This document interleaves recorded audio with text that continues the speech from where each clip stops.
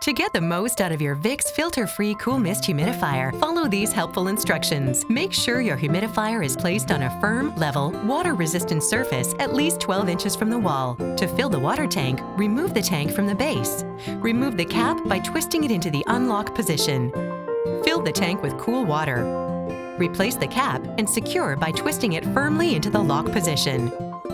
Place the tank back on the base. Make sure your humidifier is turned off before plugging it in. Turn the knob to the highest setting and let it run until a comfortable humidity level has been reached.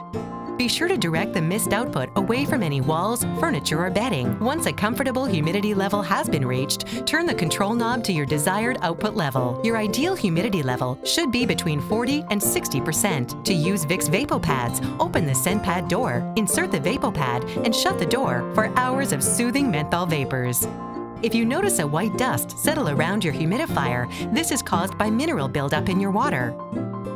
Use the ProTech Demineralization cartridge to help reduce white dust. For more information or to purchase accessories, visit VicksHumidifiers.com.